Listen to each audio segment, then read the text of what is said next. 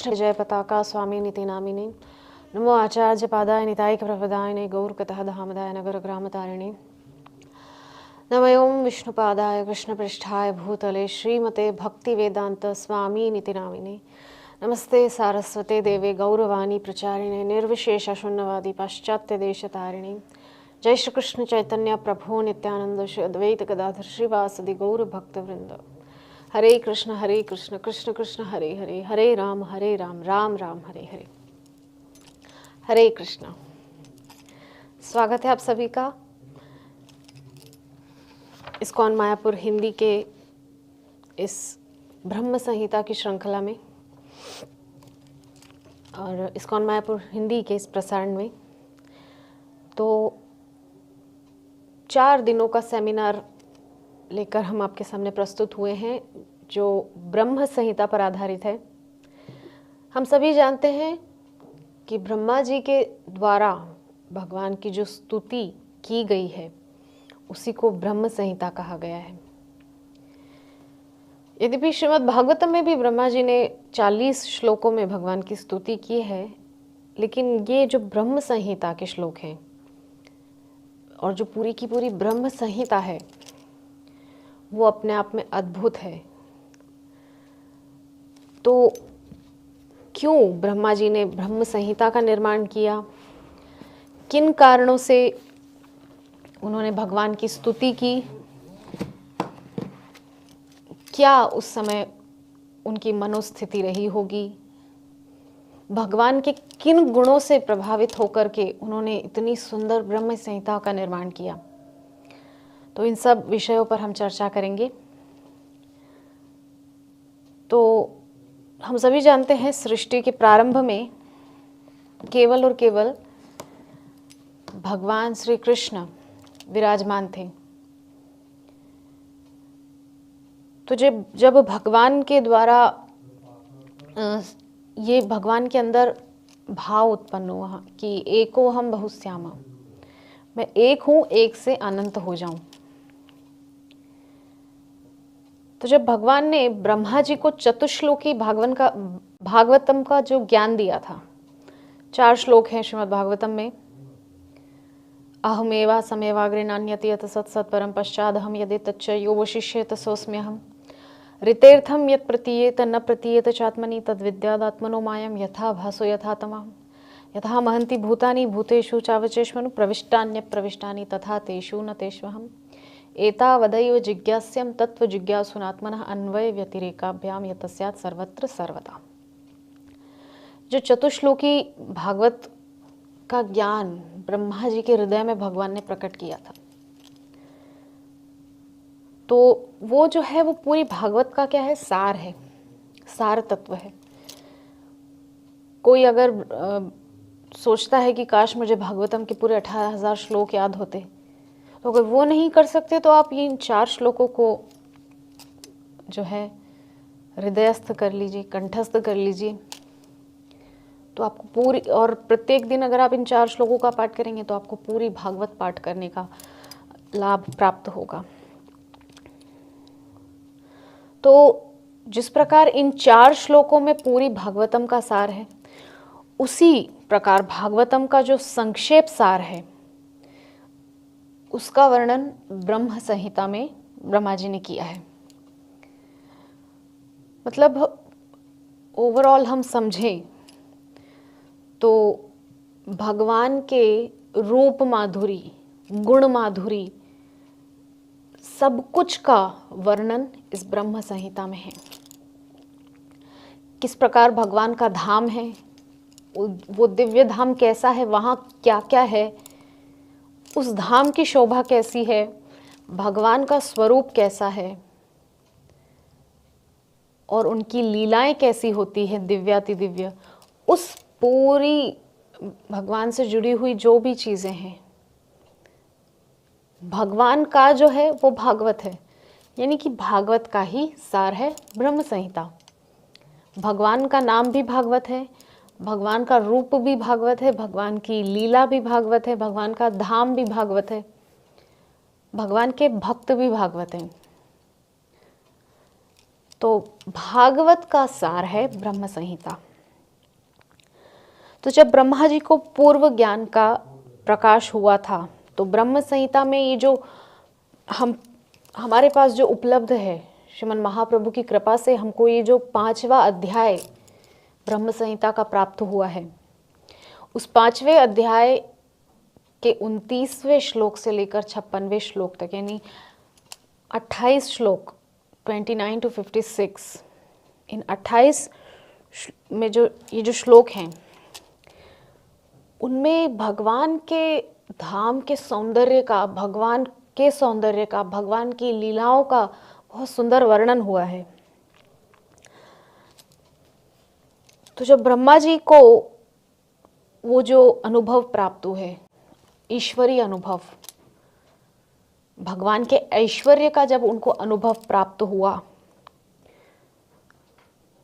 तो उन्होंने लिखा है कि ब्रह्म संहिता का जो मूल मंत्र है, जो इस पुस्तक के प्रथम ही श्लोक है कि ईश्वरः परमः कृष्ण सच्चिदानंद विग्रह अनादिरादिर गोविंदः सर्व कारण कारणम। पूरा सार तत्व है ये पहला ही श्लोक। तो ये जो ब्रह्म संहिता हमारे पास उपलब्ध है, ये श्री भक्ति सिद्धांत सरस्वती गोस्वामी महाराज प्रभुपाद के द्वारा ये उसका टीका लिखा गया है, उसका ये सार तत्व है पूरा। तो ब्रह्मा जी पहले ही श्लोक में कह रहे हैं कि ईश्वरः परमः कृष्णः। सारे संशय यहाँ पर मिट गए, 3 शब्दों में ही, ईश्वरः परमः कृष्णः, इतने में ही संशय समाप्त हो गया कि कृष्ण ही एकमात्र भगवान है। लोगों को बहुत संशय रहता है कि किस देवता की पूजा करें। ऐसा तो नहीं कि हम पहले हमारे घर में किसी देवता की पूजा होती थी, अब हम अगर कृष्ण की भक्ति में आ जाएंगे तो वो देव हमसे नाराज़ हो जाएंगे, हमको अभिशाप देंगे या हमारे जीवन में कष्ट आएगा, अपशगुन होंगे इत्यादि। जैसे कि ब्रजवासियों के साथ हुआ था कि कृष्ण के कहने पे गोवर्धन की पूजा तो कर ली, लेकिन अब इंद्र कुपित हो गए। तो उस प्रकार हमारे साथ भी अगर हुआ कि अगर हम जिस देवता की पूजा करते आ रहे हैं, हमारी कुल की परंपरा के अनुसार देवी की पूजा होती है या किसी भी देव की पूजा होती है, शिव जी की होती है, भैरव की होती है या जो भी, अगर हम उनको छोड़ के कृष्ण भक्ति के पथ पर आ जाएंगे, जैसा कि इस्कॉन दुनिया के कोने कोने में प्रचार कर रहा है, तो लोग संशय में हैं कि अगर हम हमारे जो देव हैं उनको छोड़ करके कृष्ण की शरण में आएंगे तो वो देव नाराज़ हो जाएंगे, फिर ना तो हम घर के रहेंगे ना घाट के, बीच में लटक जाएंगे अधर में। तो इस एक शब्द के, इस एक छोटी सी लाइन के द्वारा ही ब्रह्मा जी ने स्पष्ट कर दिया है ईश्वरः परमः कृष्ण, कि ईश्वर अगर कोई है तो वो सिर्फ कृष्ण है, बाकी सब उनके कर्मचारी हैं, उनके प्रशासन में कार्य करने वाले कर्मचारी हैं। उनकी इच्छाओं को पूर्ण करने वाले। भगवान की इच्छा है सृष्टि का पालन हो, सृजन हो, संहार हो, तो उसके अनुरूप वो अपने आप को विस्तारित करते हैं भगवान कृष्ण स्वयं। तो मूल तो कृष्ण ही है, सबका मूल, सभी जो देवी देवता हैं उनका मूल तो कृष्ण है। हाँ। तो हमारा जो हिंदी टॉक शो है उसमें भी प्रश्न करते हैं लोग कि हम अगर कृष्ण की पूजा करेंगे और हमारे जो घर में देवी देवता की पूजा होती है, जो नियम पहले से हैं, उसको अगर हम पालन नहीं करेंगे तो घर वाले रुष्ट हो जाएंगे या वो देवी देवता रुष्ट हो जाएंगे। तो आपको बिल्कुल भी चिंता करने की ज़रूरत नहीं है, क्योंकि ये सारे देवी देवता अपने कार्य के माध्यम से कृष्ण की ही प्रसन्नता चाहते हैं। हाँ, सूर्य देवता रोज आते हैं, प्रकाश फैलाते हैं, ये कृष्ण की इच्छा से कर रहे हैं, वो कृष्ण को प्रसन्न करने, कृष्ण ने आदेश दिया है। तो वो सभी देवी देवता भी तो कृष्ण की आज्ञा का ही पालन कर रहे हैं। तो हम जिन देवी देवता को पूजते हैं वो भी किसी की आज्ञा के पालन में अगर लगे हुए हैं तो हमको तो सीधा उन्हीं तक पहुंचना चाहिए ना। अच्छा यही होगा कि हम वो देवी देवता भी जिनको पूजते हैं, देवी देवता भी जिनको पूजते हैं, हम क्यों ना उन्हीं तक पहुंच जाए सीधा, तो वो देवी देवता भी प्रसन्न होंगे। हाँ, तो आगे कह रहे हैं सच्चिदानंद विग्रह। श्रीमद् भागवतम में भी श्लोक है कि सच्चिदानंद रूपाय विश्वोत्पत्त्यादि हेतवे तापत्रय विनाशाय श्री कृष्णाय वयम नमः। तो उस श्लोक के माध्यम से भी कृष्ण को ही इंगित किया गया है। तो ब्रह्मा जी का जो ये जो स्तुति का जो ऑब्जेक्ट है वो कृष्ण है। वो किसी देव की उपासना नहीं कर रहे हैं, वो मूल की उपासना कर रहे हैं। बात भी सही है कि जो जड़ है, हमको जड़ को सींचना चाहिए। अगर हम पत्तियों को, फलों को, फूलों को, तने को पानी देंगे तो कुछ होने वाला नहीं है, एक दिन वो वृक्ष सूख जाएगा।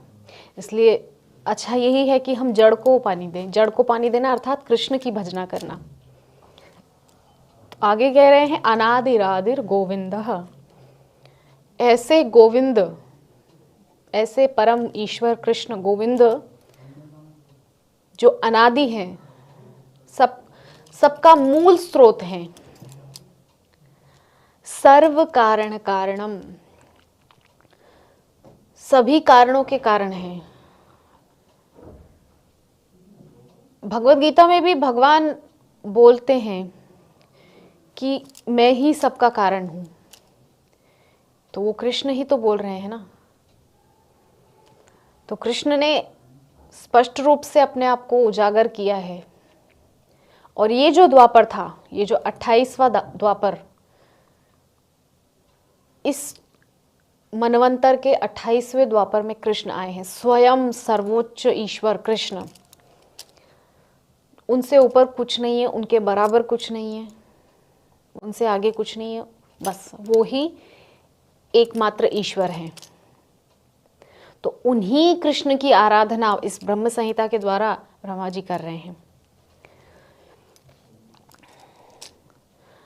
तो जो परम सत्ता है वो केवल कृष्ण ही है। हम सभी जानते हैं कि जो ब्रह्मांड है वो असीम है। यद्यपि बहुत से लोग नहीं भी जानते होंगे, क्योंकि जो केवल विज्ञान की बातों पर यकीन करते हैं और सिर्फ वैज्ञानिकों की मनगढ़ंत कल्पनाओं पर विश्वास करते हैं, वो नहीं जानते हैं कि ये जो पृथ्वी है, ये केवल हमारी दृष्टि में लग रहा है कि ये एक ही पृथ्वी है, और इस प्रकार से कि अनेकों अनेकों पृथ्वियां हैं, अनेकों अनेकों ब्रह्मांड में इसी प्रकार से 14 लोक हैं, इसी प्रकार से ब्रह्मा जी हैं, शिव हैं, हर ब्रह्मांड का एक एक। तो इस जगत में जो भी मालिक है या मालकिन है इस जगत की, जिसमें हम रह रहे हैं, मृत्यु लोक, इसकी मालकिन है महामाया, जिनको हम दुर्गा नाम से भी जानते हैं। शिव की जो शक्ति हैं वो इस लोक की अधिष्ठात्री हैं, और उनके भी मालिक हैं यानी कि कृष्ण। परम ईश्वर यानी इस जगत और इसके अलावा सबके स्वामी केवल कृष्ण हैं।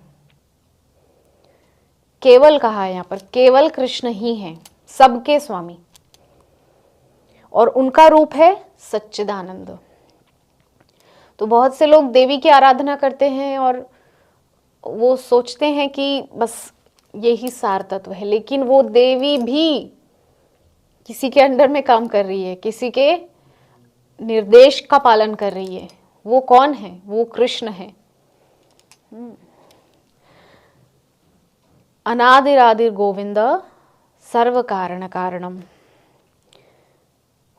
इस ब्रह्म संहिता के अध्ययन से हमें कृष्ण के विषय में बहुत कुछ जानने को मिलता है कि आखिर कृष्ण है कौन, उनका धाम कैसा है, वो रहते हैं, वो जगह कैसी है, उनके आसपास कौन रहता है, उनके साथ कौन कौन है उस धाम में, ये सब जानने को मिलता है हमें ब्रह्म संहिता के माध्यम से। तो जैसे हम सब जानते हैं, हम सब आते हैं तो हमारे पीछे हमारे माता पिता कारण रूप होते हैं, और हमारे पिता के कारण उनके पिता होते हैं, उनके पिता के कारण उनके पिता होते हैं। तो हमारे आने का जो कारण है वो हमारे पिताजी हैं। तो इस प्रकार से ब्रह्मा जी का कारण भी उनके पिता हैं,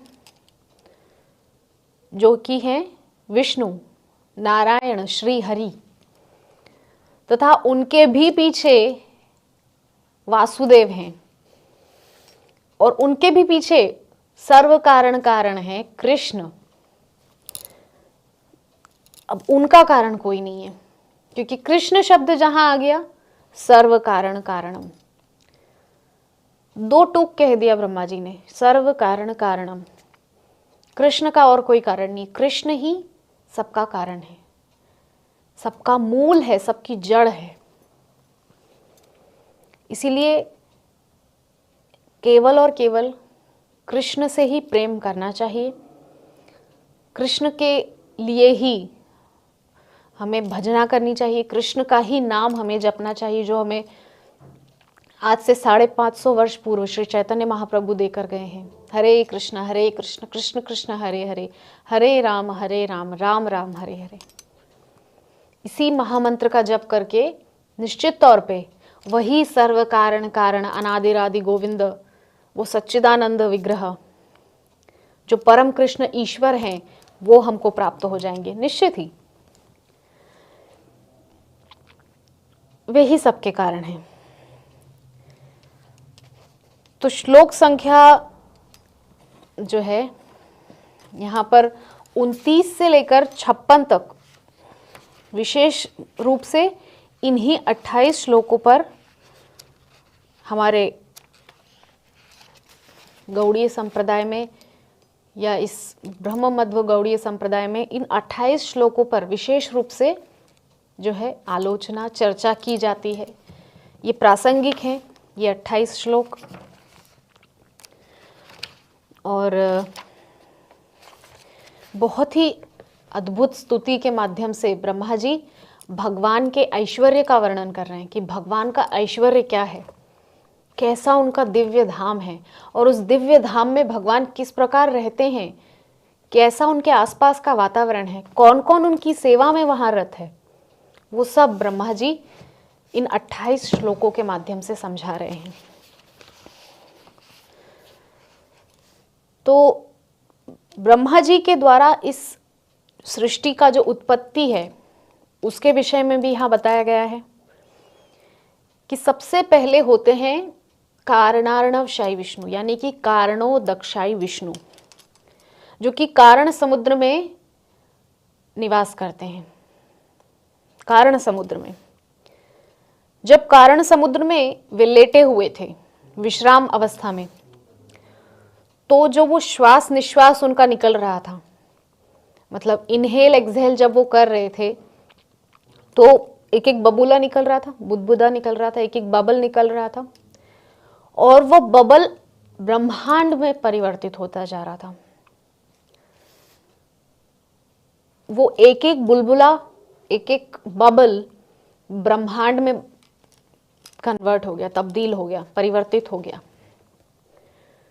और योग निद्रा में लेटे हुए कारणार्णवशायी विष्णु, यानी कि कारणोदक्षायी विष्णु क्या कर रहे थे, श्वास ले रहे थे और श्वास छोड़ रहे थे, ले रहे थे, इस प्रकार से चल रहा था। तो अनेकों ब्रह्मांड का निर्माण हो गया। तो यहाँ मुझे स्मरण आ रहा है कि जब भगवान ब्रह्मा जी को श्रीमद् भागवतम में आदेश देते हैं कि मेरे आदेश से अब आप सृष्टि का सृजन कीजिए, लेकिन वहाँ पर ब्रह्मा जी एक बात कहे कि आपने मुझे कहा कि मैं सृष्टि का सृजन करूं, लेकिन इतना बड़ा कार्य आपने मुझे सौंप दिया, विधाता की गद्दी आपने मुझे दे दी, अब मुझे अहंकार हो गया तो भगवान ने कहा कि जिसको मेरे ऐश्वर्य का ज्ञान होता है उसको अभिमान आ ही नहीं सकता, क्योंकि वो तो जानता है कि मैं कुछ हूं ही नहीं। भगवान जो सर्व कारण कारण है वो है सबके पीछे, मुझे तो केवल निमित्त बनाया है। तो ब्रह्मा जी को वहां पर भगवान ने जो दिव्य ज्ञान दिया है श्रीमद् भागवतम का, तो ब्रह्मा जी को भगवान ने अपने ऐश्वर्य का ज्ञान करवाया है, जिससे ब्रह्मा जी को अहंकार हुआ ही नहीं। लेकिन हम साधारण मानव समाज में देखते हैं इतना अहंकार लोगों में हो जाता है, पता नहीं कैसे। किंतु अगर उनको ये ज्ञात हो जाए कि हमारी स्थिति तो कुछ है ही नहीं, तब शायद उनका अहंकार खत्म हो। लेकिन फिर भी इस नष्ट प्राय शरीर के कारण, शरीर के बावजूद भी इतना अहंकार तब ना हो जब इंसान ये जान ले कि जिस ब्रह्मांड में हम रह रहे हैं वो भगवान के जो श्वास प्रश्वास होता है उसमें से निकला हुआ केवल एक बबूला है, एक बुदबुदा है। और जो बबूला होता है, जो बुदबुदा होता है, वो कितने समय तक रहता है? क्षण भंगुर। तो इस प्रकार से जो है भगवान कारणोदक्षाय विष्णु के मुख से श्वास प्रश्वास के समय एक एक बबल उत्पन्न हो रहा है जो ब्रह्मांड बनता जा रहा है।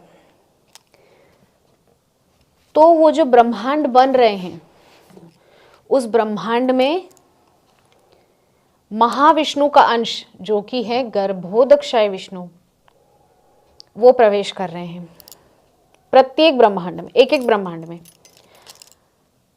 तो जो हमारे ब्रह्मांड के अधिपति हैं, हमारे ब्रह्मांड के जो विष्णु हैं, वो सबके ही गर्भोदक्षाय विष्णु हैं।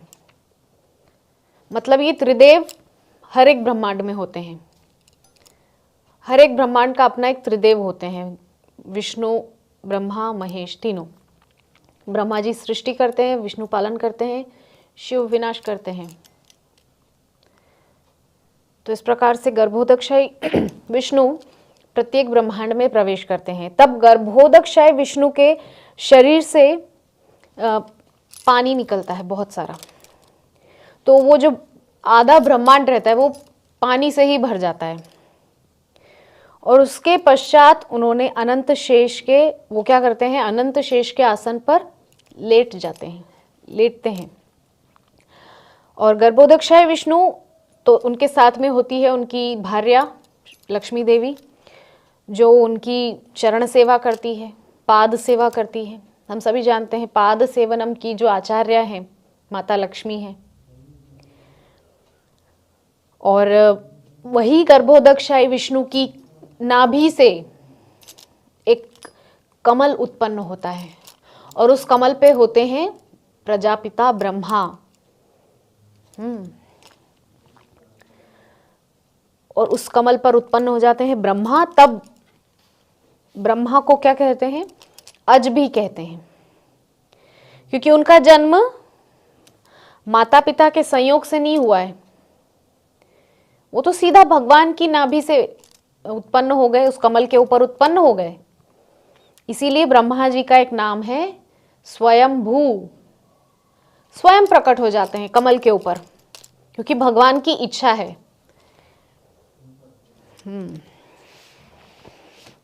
सीधा भगवान की नाभि से उत्पन्न कमल से वो उत्पन्न हो जाते हैं। तो जब ब्रह्मा जी की प्रथम बार आंख खुली तब उन्होंने क्या देखा कि वे एक कमल पर बैठे हुए हैं। एक बहुत बड़ा विशाल कमल है, बहुत सुंदर। और फिर उनके मन में जिज्ञासा होने लगी कि मैं कहाँ से आया हूं, मैं कौन हूं और मुझे क्या करना है। ये 3 प्रश्न ब्रह्मा जी के मन में उठे। मैं कौन हूँ, कहाँ से आया हूँ और मुझे क्या करना है। इसी को कहते हैं ब्रह्म जिज्ञासा, अथा तो ब्रह्म जिज्ञासा। जो ब्रह्मा जी के अंदर वो जिज्ञासा उठी, वो हम सबके अंदर उठनी चाहिए। ब्रह्मा जी के माध्यम से हमको यहाँ शिक्षा लेनी है कि मैं कौन हूँ, कहाँ से आया हूँ और मुझे करना क्या है। और इसका उत्तर है, मैं आत्मा हूँ, मैं गोलोक वृंदावन से आया हूँ और मुझे वापस अपने ईश्वर, अपने स्वामी कृष्ण का भजन करके पुनः वहाँ लौटना है। ये मुझे करना है। तो जो ब्रह्मा जी के अंदर जिज्ञासा उठी, तो हम सबके अंदर भी ये जिज्ञासा उठनी चाहिए। कभी एकांत में बैठ करके हमें इस पर चिंतन करना चाहिए। बिल्कुल एकांत में शांत होकर बैठ जाओ और अपने आप से ये प्रश्न हमको करना चाहिए कि आखिर मैं हूँ कौन, मेरा किस कारण से यहाँ जन्म हुआ है, मुझे करना क्या है, मेरा लक्ष्य क्या है और मुझे कहाँ वापस जाना है, यहाँ से मैं कहाँ से आया हूँ और मुझे कहाँ जाना है। इस प्रकार के प्रश्न। और जब तक हम इन प्रश्नों को अपने जीवन में नहीं उतारते, तब तक मनुष्य जीवन की साफल्यता प्राप्त नहीं हो सकती। हम मनुष्य जीवन का उद्देश्य जान ही नहीं पाएंगे। जैसे कि कल टॉक शो में एक प्रश्न आया था कि भगवान को प्रेम कैसे करें, मन नहीं लगता। तो बहुत सुंदर वहां प्रभु जी ने उत्तर दिया था कि जब तक संबंध का ज्ञान नहीं होगा तो प्रेम उत्पन्न कैसे होगा। अपने घर के रिश्तेदारों के प्रति हमको पता होता है, ये मेरे पिता हैं, ये मेरी माता हैं, तो संबंध का ज्ञान होता है, इसीलिए सहज ही प्रेम उत्पन्न होता है। माता पिता के प्रति सम्मान, बहनों के प्रति प्रेम, पता होता है ये बहन है इसलिए सहज ही। तो ये वाला संबंध जो हम भूल गए हैं, इसको भी याद करना है फिर से। तो जब तक संबंध पता नहीं होगा तो संबंध से जुड़ा हुआ जो प्रेम है वो तो उत्पन्न हो ही नहीं सकता, वो तो प्रकट हो ही नहीं सकता। तो इसीलिए यहाँ पर भी कह रहे हैं कि जब तक हम जीवन का उद्देश्य नहीं जानेंगे, सफलता को प्राप्त नहीं कर सकते। क्योंकि सिर्फ मनुष्य को ही यह सुअवसर प्राप्त है कि इन प्रश्नों के उत्तर खोजकर वह अपने परम गंतव्य को प्राप्त करे। जो मनुष्य जीवन का ध्येय है, जो असल उद्देश्य है, उसकी खोज में लगे। और जब वो प्राप्त हो जाए कि मैं आत्मा हूँ, गोलोक से आया हूँ, मुझे वापस वहीं जाना है, और वहाँ जाने का रास्ता है हरिनाम और सत्संग। ये सबसे मूल 2 चीज़ें हैं, सबसे अहम, सबसे महत्वपूर्ण, गुरुत्वपूर्ण, कि जितना ज़्यादा हो सके नाम जप और जितना ज़्यादा हो सके सत्संग, शुद्ध भक्तों का संग। कल भी प्रभु जी कृष्णानंद प्रभु बहुत सुंदर बोल रहे थे कि जितना ज़्यादा हो सके अपने से ऊंचे लेवल के भक्तों का संग करें, जो भक्ति में दृढ़ संकल्प हैं, जो स्थिर है भक्ति में, जो डेविएट नहीं होते हैं और जो स्थित प्रज्ञ हैं। ऐसे दृढ़ संकल्पी भक्तों का संग करें यथासंभव।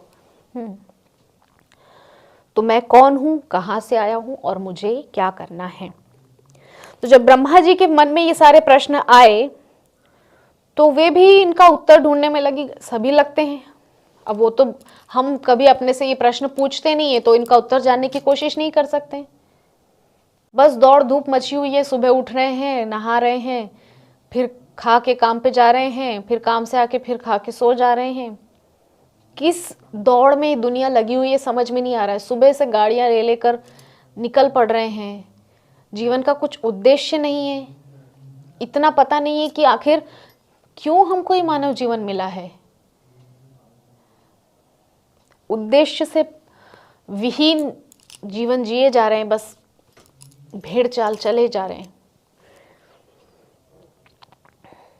उत्तर ढूंढने में जब ब्रह्मा जी लगे तो उनके मन में जो आया कि मैं इस कमल से उत्पन्न हुआ हूँ, तो उन्होंने सोचा कि हो सकता है इस कमल के नीचे मेरा मूल हो, इस कमल के नीचे वो स्थान हो जहाँ से मैं आया हूँ, मुझे शायद वो स्थान मिल जाए। तो उन्होंने क्या किया, कमल की नाल के अंदर प्रविष्ट हो गए और कई कई हजार वर्षों तक उस कमल नाल का अंत नहीं खोज पाए ब्रह्मा जी। इतनी विशाल वो कमल नाल। तो हजारों वर्ष तक खोजते रहे और उसका अंत नहीं पाए। फिर ब्रह्मा जी वापस फाइनली अंततः ऊपर आकर बैठ गए और अब सोचने लगे कि अब क्या करूं।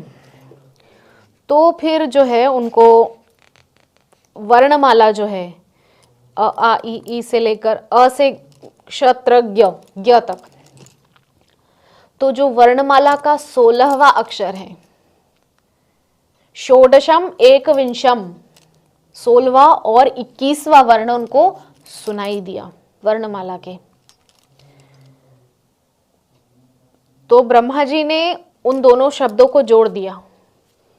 जैसे पानी की बूंद गिरती आवाज आती है, तप तप तप, तो उनको वैसे ही आवाज सुनाई दी।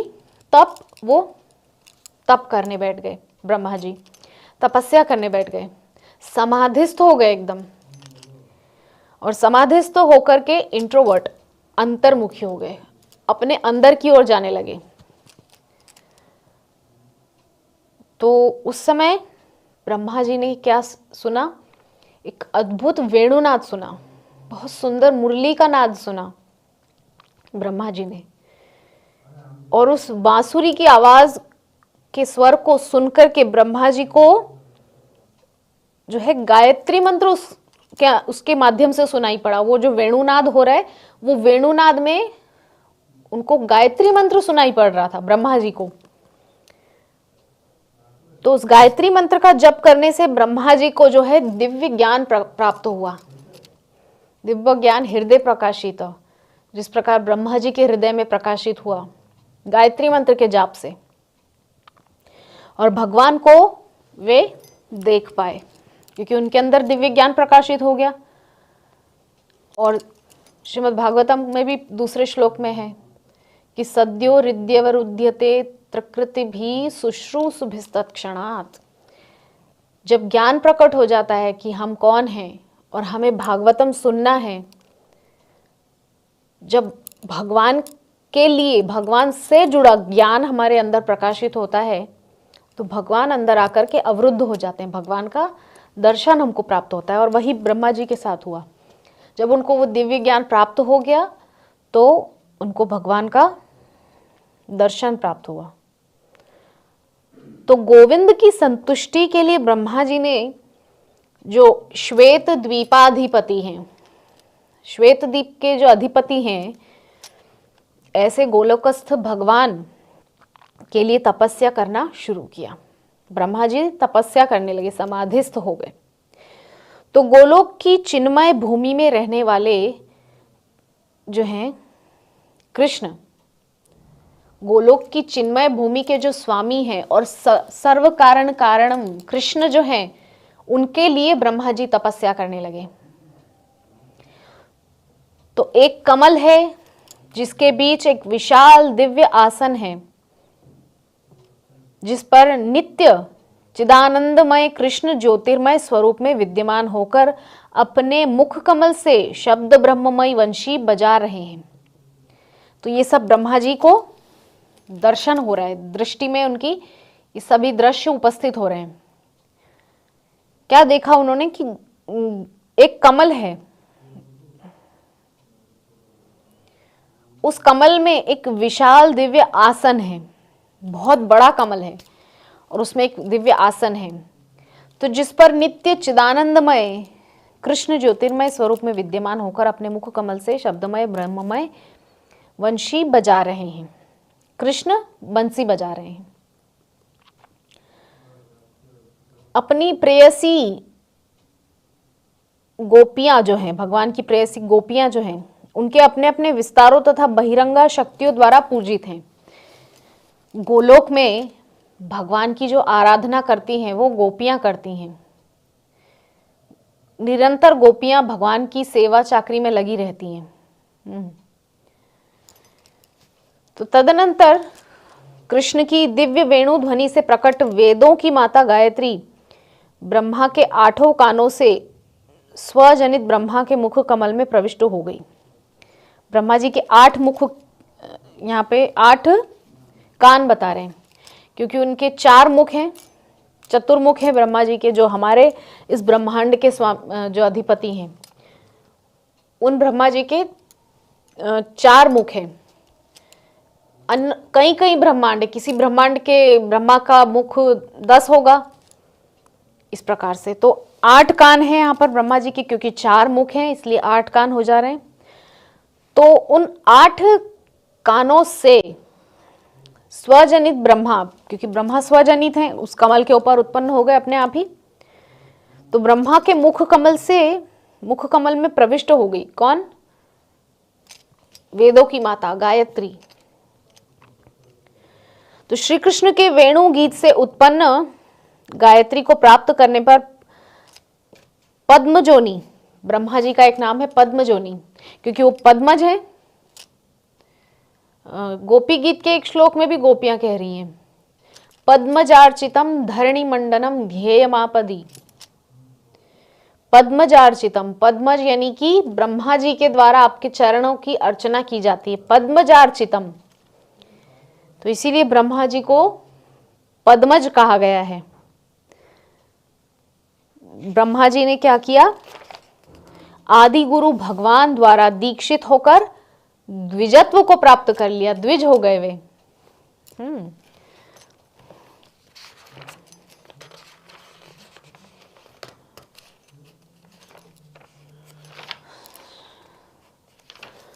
तो इस प्रकार ब्रह्मा जी को द्विजत्व प्राप्त हुआ और भगवान ने दिव्य वेणु ध्वनि से वेदमाता गायत्री ब्रह्मा के मुख में प्रकट हुई और दिव्य ज्ञान को ब्रह्मा जी प्राप्त किए, क्योंकि ब्रह्मा जी को वो वेणु का स्वर सुनाई दिया था। ठीक है। और हम सभी जानते हैं जो ब्रह्मा हैं उनकी आयु बहुत है, बहुत ही ज़्यादा, हम अनुमान लगा ही नहीं सकते। केवल उनके दिन का अनुमान लगा पाना थोड़ा बहुत मुश्किल है, तो उनकी पूरी 100 वर्ष की आयु का तो हम अनुमान लगा ही नहीं सकते, क्योंकि हम सभी जानते हैं जो ये चतुर्युगी है, ये चतुर्युगी की पूरी आयु है 43,20,000 वर्ष। और जब ऐसी चतुर्युगी 71 बार निकलती है तो वो जो समय होता है, वो जो ड्यूरेशन होती है, वो होती है 30,67,20,000 रुपए 20,000 वर्ष। ये है एक मनवंतर, एक मनु का राज्य इतने समय का होता है। 30 करोड़ वर्ष, 30 करोड़ वर्ष एक मनु का राज्य होता है। सोचिए आप, मनु की आयु कितनी ज्यादा होती होगी। 30 करोड़ वर्ष एक मनु का राज्य होता है, एक मनवंतर चलता है। और ऐसे 14 मनवंतर जब निकलते हैं तो ब्रह्मा जी का एक दिन या एक रात होती है, यानी कि 12 घंटे दिन के या 12 घंटे रात के होते हैं। तो वो हो जाते हैं कितने? लगभग 4,32,करोड़ वर्ष। तो ये है ब्रह्मा जी का 12 घंटे का एक दिन या तो एक रात। और ब्रह्मा जी का जो पूरा 24 घंटा होता है, पूरा एक दिन, वो होता है 8 अरब से कहीं ऊपर, 8.5 अरब वर्ष। वो होता है ब्रह्मा जी का केवल एक दिन 24 घंटा। तो ब्रह्मा जी की आयु का अनुमान हम नहीं लगा सकते। सोचे हमारी स्थिति क्या है, हम क्यों फूले फिरते हैं इतना, क्यों हमें इतना अभिमान होता है। भगवान की, हम ये माने कि हमारे शरीर में 3.5 करोड़ रोम छिद्र हैं, तो भगवान के भी उतने तो होंगे ही, और प्रत्येक रोम छिद्र से एक एक ब्रह्मांड की उत्पत्ति होती है, तो उतने ब्रह्मांड तो होंगे ही। और उतने ब्रह्मांडों में से भी हमारा ब्रह्मांड कौन सा है हमको कौन कैसे पता चलेगा? और ब्रह्मांड में भी हमारा लोक कौन सा है कैसे जानेंगे? बहुत सारे लोक हैं, और हमारा जो लोक है वो मिल भी जाए तो उस इतनी बड़ी पृथ्वी पे हमारी स्थिति क्या है? हम सोचे जरा, एक चींटी से भी हमारी स्थिति बहुत नीचे है, फिर भी इतना अहंकार हमारे अंदर होता है। हम ब्रह्मा जी की आयु की कल्पना भी नहीं कर सकते, इतनी आयु है ब्रह्मा जी की। हमारी स्थिति कुछ भी नहीं है। इस मानव जीवन का एकमात्र अगर कुछ महत्व है, कुछ मूल्य है, कुछ फायदा है, कुछ एडवांटेज है, कुछ लाभ है, तो एकमात्र ये है कि इस मानव शरीर में रह कर के हम हरि भजन कर सकते हैं, बस। जिसके लिए देवता भी तरसते हैं। कल कृष्णानंद प्रभु कितना अच्छा कह रहे थे, देवता भी कहते हैं कलयुग की जय, कलयुग की जय, क्योंकि बहुत सरल है, सुलभ है, बहुत सुगम है इस कलयुग में भगवान की प्राप्ति। कितने कितने भक्तों के उदाहरण हैं। हम तो भक्तमाल, अगर आप कभी नहीं पढ़े हैं तो भक्तमाल का अध्ययन कीजिए, इतने इतने भक्तों का उसमें उदाहरण है। तो ये होता है ब्रह्मा जी का पूरा एक दिन। तो ये है ब्रह्मा जी की उत्पत्ति का कारण। हम समझ गए कि सबसे पहले कारणोदक्षाय विष्णु, कारणार्णवशाय विष्णु, जो कि कारण समुद्र में लेटे हुए हैं, उनके श्वास प्रश्वास से ब्रह्मांड प्रकट हो रहे हैं, और प्रत्येक ब्रह्मांड में गर्भोदक्षाय विष्णु प्रवेश करते हैं। तत्पश्चात प्रत्येक गर्भोदक्षाय विष्णु की नाभि से निकलता है कमल, कमल से होते हैं ब्रह्मा, ब्रह्मा जी से आते हैं रुद्र यानी कि शिव, और फिर प्रत्येक ब्रह्मांड के अंदर ब्रह्मा जी सृष्टि प्रारंभ करते हैं। उसमें समय में अंतर हो सकता है इस समय हमारे ब्रह्मांड में अभी 28वां कलयुग है, हो सकता है किसी ब्रह्मांड में प्रलय होने वाला हो, या किसी ब्रह्मांड में प्रलय हो चुका हो, अभी प्रलय में है पूरा ब्रह्मांड। हो सकता है किसी और ब्रह्मांड में अभी कृष्ण लीला चल रही होगी, हो सकता है किसी ब्रह्मांड में अभी चैतन्य महाप्रभु आए होंगे, हो सकता है किसी ब्रह्मांड में अभी नृसिंह देव या वामन देव या वराह या परशुराम या श्री राम। हाँ, तो हमारी स्थिति बहुत तुच्छ है, इसीलिए हमें अपने आप को जितना हो सके तुच्छ मानकर ही चलना चाहिए। हमारी इतनी सामर्थ्य नहीं कि हम ब्रह्मा जी की पूरी 100 वर्ष की आयु का अनुमान लगा सके, अनुमान भी नहीं लगा सकते, हमारी उतनी भी सामर्थ्य नहीं है। तो इसीलिए श्रीमन महाप्रभु ने कहा है तृणादपि सुनीचेन तरोरिवः सहिष्णुना अमानिनः मानदेन कीर्तनीया सदा हरि। तो हम समझ गए कारणोदक्षाय विष्णु के श्वास प्रश्वास से अनेक ब्रह्मांड, प्रत्येक ब्रह्मांड के अंदर गर्भोदक्षाय विष्णु उसके अधिपति, और प्रत्येक गर्भोदक्षाय विष्णु की नाभि से कमल, कमल पे ब्रह्मा, ब्रह्मा से रुद्र, सृष्टि उनका ब्रह्मांड का विध्वंस करने के लिए त्रिदेव हो गए। और फिर प्रत्येक ब्रह्मांड के अंदर ब्रह्मा जी जब सृष्टि शुरू करते हैं, तो सृष्टि जब वो जीव मतलब शुरू होती है वहां पे सृष्टि, तो प्रत्येक शरीरधारी के अंदर उस जीवात्मा के सहित परमात्मा भी प्रवेश करते हैं।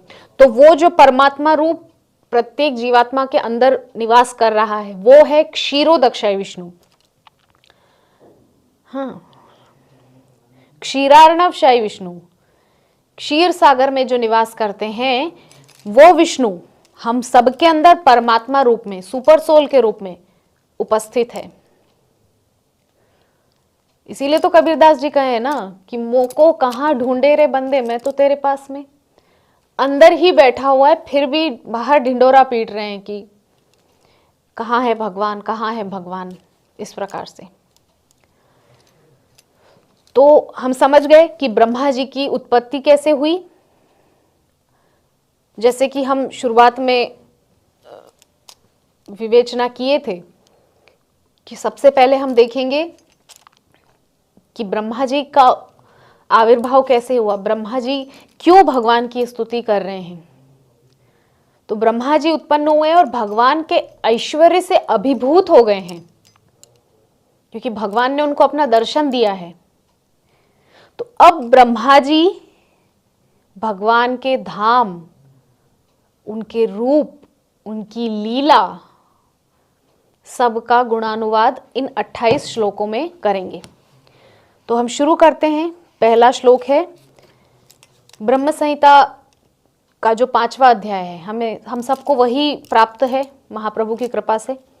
तो इसका 29वां श्लोक, सबसे पहला श्लोक हम देखें।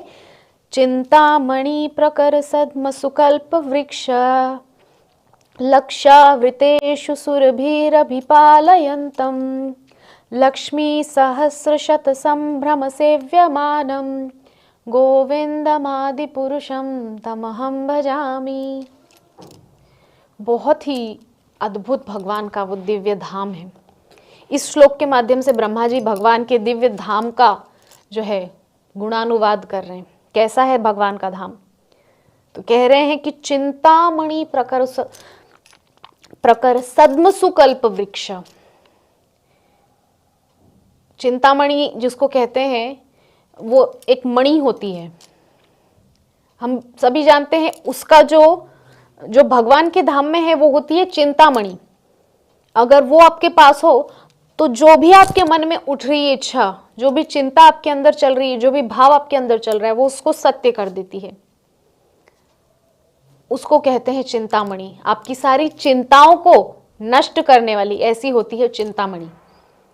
उसी का जो भौतिक रूप है हम सब जानते हैं, सृष्टि में पारस पत्थर नाम से लोग कहते हैं उसको, कि लोहे को भी पारस पत्थर स्पर्श करा दो तो वो लोहा भी स्वर्ण में परिवर्तित हो जाता है, स्वर्ण बन जाता है।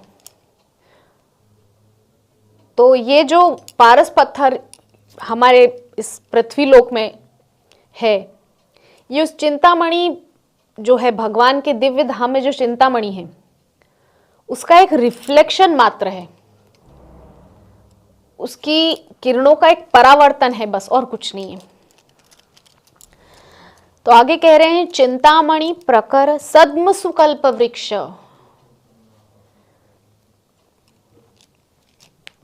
जो भगवान का दिव्य धाम है वो चिंतामणि से बना है पूरा। हाँ, हमारे को यहां पर पृथ्वीलोक में एक पारस पत्थर देखना दुर्लभ है। आपने मैंने कभी कहीं नहीं देखा है उसको, लेकिन भगवान का तो ऐसा दिव्य धाम है कि पूरा धाम ही चिंतामणि से बना हुआ है। वहां ये मार्बल, मोज़ेक टाइल वगैरह ये नहीं लगा होता है। चिंतामणि से बना है पूरा धाम, पूरा भगवान का गोलोक वृंदावन चिंतामणि से बना है। चिंतामणि जड़ी हुई है वहां के एक स्थान पर। तब आगे कह रहे हैं सद्म सुकल्प वृक्ष। वहां कल्प वृक्ष है, और एक नहीं अनेकानेक कल्प वृक्ष, अनगिनत कल्प वृक्ष। स्वर्ग में तो एक पारिजात वृक्ष था, उसके लिए भी बहुत जो है संघर्ष करना पड़ा भगवान को वो लाने के लिए भी, क्योंकि एक ही वो पारिजात का वृक्ष था। लेकिन भगवान का दिव्य धाम तो ऐसा है कि वहां पे अनंत कोटि कल्प वृक्ष हैं, डिजायर ट्री जिसको कहते हैं। तो एक दिन मैं श्रीमद भक्तिचारू स्वामी गुरु महाराज का ब्रह्म संहिता का लेक्चर सुन रही थी, तो उसमें उन्होंने एक बहुत सुंदर कहानी सुनाई कि एक आदमी एक बार जंगल में लकड़ी काटने के लिए गया। तो वो सोच रहा था कि काश मुझे कुल्हाड़ी नहीं चलाना पड़ता, काश लकड़ी अपने आप कट जाता, कितना अच्छा होता। तो लकड़ी अपने आप कटने लगी, उसको कुल्हाड़ी नहीं चलाना पड़ रहा है। वो देख रहा है ये क्या हो रहा है। वो कल्प वृक्ष था असल में। उदाहरण के तौर पर यहाँ गुरु महाराज समझा रहे थे इस प्रकार से कि वो सोच रहा है ऐसा, काश मुझे लकड़ी काटना नहीं पड़ता, काश कुल्हाड़ी अपने आप चलने लगती और लकड़ी काट के ढेर लगा देता। वैसे ही होने लगा। तो बड़ा प्रसन्न, बड़ा हर्षित, अरे वाह, जैसा सोचा था वैसा हो रहा है। तब आगे उसने सोचा कि अब तो बहुत परिश्रम हो गया, इतना लकड़ी बहुत अच्छे से एकत्रित हो गया, काश ये लकड़ी बंध भी जाता ऐसे अच्छे से, रस्सी से पूरा बंध जाता, एक मूला बन जाता पूरा लकड़ी का। तो लकड़ी बंध भी गई, बहुत अच्छे से उसका गट्ठर बन गया पूरा, बड़ा प्रसन्न है, अच्छी बात है। ये लकड़ी घर तक पहुंच भी जाती तो कितना अच्छा होता। वो लकड़ी पहुंच भी गई घर तक, उसको परिश्रम नहीं करना पड़ा। तब आगे सोचता है ये सब काम तो हो गया, अब कितना अच्छा होता अगर मुझे बहुत स्वादिष्ट भोजन मिल जाता यहाँ पर, तो मैं भरपेट अच्छे से स्वादिष्ट भोजन का आनंद उठा पाता। लो साहब, वहाँ तो एकदम चांदी की थाली सजी हुई, बड़ा सुंदर पकवान, मिष्ठान्न, सब पूरा 56 कोटि, उसमें 56 प्रकार के उसमें सारे पकवान सजा रखे हैं, और बड़ा प्रसन्न। लो जी साहब, भोजन भी मिल गया। भोजन करता जा रहा है, अभी आधा ही खा पाया था, इतने में मन में सोचा कि मैं इतनी देर से इस जंगल में हूं, ऐसा ना हो कि कहीं कोई शेर आ जाए और मुझे खा जाए। वो भूल गया कि वो कल्प वृक्ष के नीचे बैठा था, और सच में एक शेर आया और उसको खा गया। तो भक्ति चारू स्वामी गुरु महाराज यहाँ पे समझाना चाह रहे हैं कि एक कल्प वृक्ष अगर यहां हो पृथ्वी लोक में, तो लोग तो बिल्कुल आलसी हो जाएंगे, कार्य करना बंद कर देंगे। लेकिन भगवान के दिव्य धाम में अनंत कोटि कल्प वृक्ष हैं, अनंत कोटि, अनगिनत।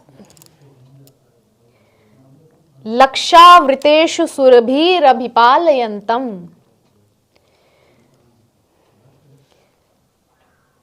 क्या कह रहे हैं? लक्षावृतेषु, लाखों गायों से, और गाय भी साधारण विदेशी नस्ल की गाय नहीं, शुद्ध देसी नस्ल की सुरभि गाय। जो सुरभि गाय, जो ऐसी गैया है जिसके सामने खड़े होकर कुछ भी मांगो वो सब दे देती है। प्रत्येक चीज वहां पर वैसी ही, आप समझ रहे हैं ना, दिव्य धाम में सब कुछ वैसा है। चिंतामणि, चिंतामणि को हाथ में लेकर जो भी चिंता करेंगे वो प्राप्त हो जाएगा, दुखों को दूर कर देगी, ऐसी चिंतामणि। कल्प वृक्ष, कल्प वृक्ष के नीचे बैठकर जो भी इच्छा करेंगे वो कल्प वृक्ष पूरा करेगा। सुरभि गैया, सुरभि गैया के सामने खड़े होकर जो भी मांगो वो सब देती है। और उसी सुरभि की पुत्री जो है नंदिनी, वो ऋषि वशिष्ठ के पास थी। ऋषि वशिष्ठ के पास जब नंदिनी गैया थी, तो एक बार विश्वामित्र युद्ध, क्योंकि वो तो राजर्षि राजा थे विश्वामित्र, तो विश्वामित्र युद्ध से लौट रहे थे, बड़ी सेना उनके साथ में थी। तो उन्होंने सोचा चलो यहाँ पर वन में ऋषि वशिष्ठ का आश्रम है, क्यों ना इनके पास जाकर के थोड़ा जलपान किया जाए इत्यादि। तो गए हैं विश्वामित्र। विश्वामित्र ने कहा कि हे ऋषि वशिष्ठ, कृपा करके कुछ जलपान दीजिए, बहुत थक गया हूं। तो ऋषि वशिष्ठ ने कहा कि आइए ना, आप क्या, आपकी पूरी सेना के लिए जलपान की व्यवस्था अभी कर देते हैं, अभी कर देते हैं, कोई देर नहीं लगेगी। तो ठीक है, विश्वामित्र ने कहा मेरे साथ साथ पूरी सेना के लिए क्या, ठीक तो है ना आप? बोले हाँ हाँ बिल्कुल, आप आइए, सबके लिए व्यवस्था होगी और बिल्कुल जल्दी होगी। तो इस प्रकार से विश्वामित्र बोले ठीक है, आते हैं। तो आए हैं, और विश्वामित्र जो है देख रहे हैं कि सारे लोगों के लिए एकदम सुंदर जलपान की, नाश्ता की व्यवस्था हो गई, बहुत सुंदर। तो विश्वामित्र को जब पता चला है कि जो गैया है नंदिनी, सुरभि की पुत्री नंदिनी, सुरभि जो गैया है वो स्वर्ग में भी है। क्योंकि जब इंद्र आए थे ब्रजवासियों पर, जब कोप किए, उसके बाद जब ग्लानि और प्रायश्चित हुआ इंद्र को, तो भगवान से क्षमा याचना करने के लिए अपने साथ में सुरभि और ऐरावत दोनों को लेकर आए थे। और वही सुरभि गाय भगवान को गोविंद नाम दी थी वहां पर, कि मैं आज प्रसन्न होकर के आपको गोविंद नाम देती हूँ, क्योंकि आप गौओं को प्रेम करने वाले, गौओं का पालन करने वाले, गौओं का संवर्धन करने वाले आप गोविंद हैं। तो ऐसी वो सुरभि की पुत्री है नंदिनी। तो विश्वामित्र को जब पता चला कि ऐसी गाय है तो वो वशिष्ठ ऋषि से अड़ गए, बोले कि आप ये गैया हमको दो, क्योंकि राजा होने के नाते इसकी आवश्यकता ज्यादा हमको है, ये गाय आपके पास नहीं होना चाहिए, हमारे पास होना चाहिए। तो फिर उसके बाद बहुत जो है बल का प्रयोग करके जो है सुरभि को ले जाया गया वगैरह। तो वहां वशिष्ठ ऋषि ने बोल दिया था, क्योंकि वो तो अपनी तरफ से कुछ नहीं किए, ठीक है ले जा रहे हैं तो ले जा रहे हैं, लेकिन उन्होंने बोल दिया कि हे मैया अब आप अपनी रक्षा खुद ही करो, मेरा सामर्थ्य नहीं है। तो फिर नंदिनी के अंदर से सेना प्रकट हुई है और सबको जो है परास्त कर दिया है। तो सोचिए, जिस सुरभि की पुत्री नंदिनी में इतना सामर्थ्य है, वो मां सुरभि कैसी होगी। और ऐसी एक सुरभि नहीं है भगवान के उस दिव्य गोलोक वृंदावन में, उस दिव्य धाम में। वहां एक दो सुरभि नहीं है, वहां लक्षावृतेषु सुरभिरभिपालयन्तम, लाखों सुरभि से घिरे हुए, आवृतेषु लाखों सुरभियों से घिरे हुए भगवान उनका पालन करते हैं। लाखों सुरभि गैयाओं का भगवान पालन करते हैं। तो आगे कह रहे हैं लक्ष्मी सहस्र शत संभ्रम सेव्यमानम। हम सभी जानते हैं ये जो हम जिस ब्रह्मांड में हैं और जितने भी सारे ब्रह्मांड हैं, तो हर ब्रह्मांड के एक एक विष्णु है गर्भोदकशायी, और प्रत्येक गर्भोदकशायी विष्णु की अपने साथ उनकी भार्या है जो उनके चरण सेवा करती है, लक्ष्मी देवी। तो प्रत्येक ब्रह्मांड में एक एक गर्भोदकशायी विष्णु, वहां उनकी भार्या लक्ष्मी होती है। लेकिन भगवान के दिव्य, कृष्ण के दिव्य धाम गोलोक वृंदावन में लक्ष्मी सहस्र शत संभ्रम सेव्यमानम,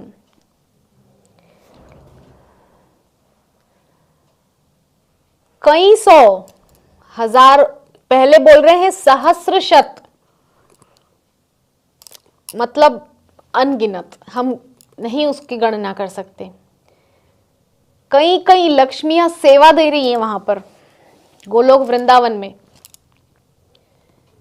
और संभ्रम, प्रगाढ़, बहुत प्रेम पूर्वक वो चाहती हैं हमको कोई ना कोई सेवा मिले भगवान के उस दिव्य धाम में। इस प्रकार उनके अंदर जो है सेवा भाव है, बहुत आदर के सहित, बहुत स्नेह के सहित वो सेवा करना चाह रही हैं। और उस लक्ष्मी के पीछे सारा संसार पागल हुआ जा रहा है। वो लक्ष्मी भगवान के उस दिव्य धाम में सेवा प्राप्त करने के लिए सब समय जो है तत्पर रहती हैं। हम उसके पीछे भागते रहते हैं, उस लक्ष्मी के पीछे। किंतु अगर हम लक्ष्मी जिसके पीछे भाग रही है उसके पीछे भागेंगे तो हमको लक्ष्मी की कृपा सहज ही प्राप्त हो जाएगी, हमको उसके लिए प्रयास नहीं करना पड़ेगा। तो बहुत ही अद्भुत श्लोक है। एक ही श्लोक पर आज मेरे ख्याल से हो पाएगी चर्चा, क्योंकि थोड़ा हमने ब्रह्मा जी के उत्पत्ति के विषय में भी चर्चा की, किस प्रकार ब्रह्मा की उत्पत्ति हुई। तो लक्ष्मी सहस्र शत संभ्रम सेव्यमानम गोविंदमादि पुरुषम तमहम भजामि। उन्हीं गोविंद आदि पुरुष को मैं प्रणाम करता हूं, तमहम भजामि। आदि पुरुष कह रहे हैं जिनका ना तो ऊपर कोई है, जिनके बराबर कोई नहीं है। ऐसे आदि पुरुष जो पता नहीं कब से हैं, कोई नहीं जानता है उनका आदि क्या है, उनका अंत क्या है, मध्य आदि मध्यांत से परे, ऐसे उन गोविंद की मैं भजना करता हूं। ऐसे गोविंद को तमहम भजामि, हम प्रणाम करते हैं। तम अहम भजामि, उनको मैं प्रणाम करता हूं। ब्रह्मा जी इस श्लोक के माध्यम से भगवान के दिव्य धाम का ऐश्वर्य बता रहे हैं। क्या क्या हमने सुना? सबसे पहले उनके धाम में चिंतामणि है। पूरा धाम चिंतामणि से जड़ा हुआ है, चिंतामणि से ही बना है पूरा धाम।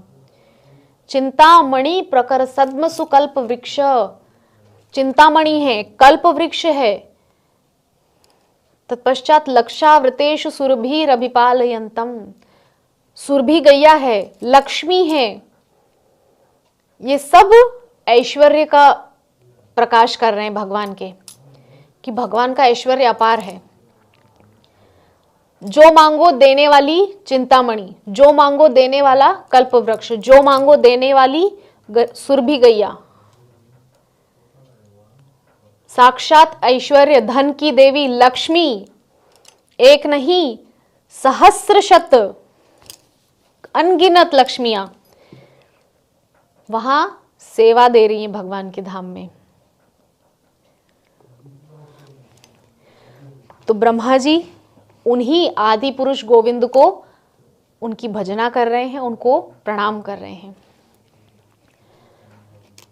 तो आज एक ही श्लोक पर हम चर्चा करेंगे और कल से बाकी के जो 27 श्लोक हैं, क्योंकि 28 श्लोक जो हैं ये बहुत ही महत्वपूर्ण श्लोक हैं, तो इन 28 में से आज हम एक ही श्लोक पर चर्चा कर पाए। आने वाले 3 दिनों में हम इन 27 श्लोकों पर चर्चा करेंगे। प्रयास करेंगे कि भगवान के विषय में, हम कृष्ण के विषय में आपको ज़्यादा से ज़्यादा बता सकें, क्योंकि कृष्ण को जानना इतना आसान नहीं है और इतना कठिन भी नहीं है देखा जाए तो, क्योंकि ये जो श्रील प्रभुपाद के ग्रंथ हैं ये अंधकार में सिर्फ रोशनी की एक किरण नहीं है, पूरा का पूरा चमकता हुआ सूर्य है। बहुत से लोग बोलते हैं ना रोशनी, अंधेरे में एक रोशनी की किरण, किरण तो बहुत छोटा शब्द हो जाएगा प्रभुपाद के इन ग्रंथों के लिए। एक चमकता हुआ सूर्य है इस भक्ति जगत के ललाट पे। प्रभुपाद के ग्रंथ सूर्य के समान चमकते हुए ग्रंथ हैं। तो इन ग्रंथों के माध्यम से जीवन का उद्देश्य, कृष्ण कहाँ हमको जाना है, हमारी अपनी क्या पहचान है, वो सब हमको प्राप्त होता है। तो जितना ज़्यादा हो सके श्रील प्रभुपाद के ग्रंथों का अध्ययन कीजिए, प्रचार कीजिए, वितरण कीजिए, दान कीजिए ग्रंथों का जितना ज़्यादा हो सके। श्रीमद् भागवतम, भगवद गीता, चैतन्य चरितामृत, ब्रह्म संहिता, अद्भुत अद्भुत ग्रंथ हैं प्रभुपाद के, उनका अध्ययन कीजिए और जितना ज़्यादा हो सके हरिनाम का जप कीजिए, सत्संग कीजिए। केवल यही इस कलयुग में पुनः भगवत धाम प्राप्ति का एकमात्र साधन है। हरे कृष्णा। तो आज इस सत्र को, इस ब्रह्म संहिता के सत्र को हम यहीं विश्राम देते हैं। कल पुनः आपके सामने प्रस्तुत होंगे और बाकी के जो श्लोक हैं उनकी हम व्याख्या करेंगे यथासंभव, जितना कुछ टूटी फूटी वाणी में। तो आज के लिए बस इतना ही, कल पुनः आपसे भेंट होगी। तब तक के लिए हरे कृष्णा। वांछा कल्पतरुभ्यश्च कृपा सिंधुभ्य एव च पतितानां पावनेभ्यो वैष्णवेभ्यो नमो नमः। हरे कृष्ण कृष्ण कृष्ण हरे हरे, हरे राम राम राम हरे हरे।